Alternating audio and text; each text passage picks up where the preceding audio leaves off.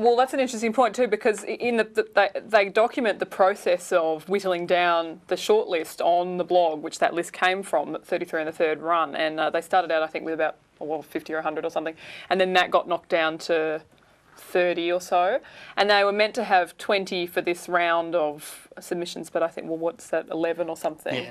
Thanks to the GFC. And what's the criteria, like, you know, classic albums? A classic album, and I guess how convincingly you argue that it deserves the classic album treatment, Mira. I'm really liking this new kind of... Well, look, if you put me in a room with, you know, other people fighting for albums, I reckon I could bark anybody down.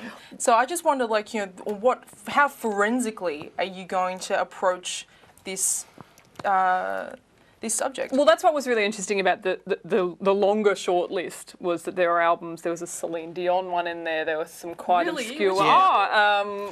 I think it may have been Falling Into You. Yeah, it was. It definitely was. And I was just desperate to read their proposals, because essentially what it is a novella-length piece on an album. Yeah. You know, no backstory, no... Totally blunt, I would rather read a Celine Dion book than half of the ones on those lists. Well, look, I agree, but generally speaking, this is a really good series, and I've read a couple of them. And I think actually what I like is that as much as we can get really bored of people talking about old albums and think, oh, I don't want to hear about the Beatles again. But the truth is, when was the last time that you actually read someone talk in depth about the Beatles music in an interesting way? I can't remember. No. All you really see these days with music from the past is documentaries talking about the making of the album and inter-band rivalry and, you know, who was going out with whom at the time.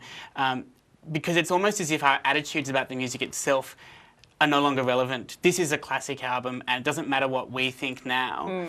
Whereas the good thing about these books is that someone sits down and writes 100 pages or 80 pages on, say, Prince's Sign of the Times, and everyone knows it's a classic album, but after about 5 pages, there's only so much this is a classic album that you can talk about. You've actually got to start saying why this music is so affecting, what is really interesting about it. If you've got a good enough writer, even a really canonical, obvious choice can be turned into something quite interesting and unexpected.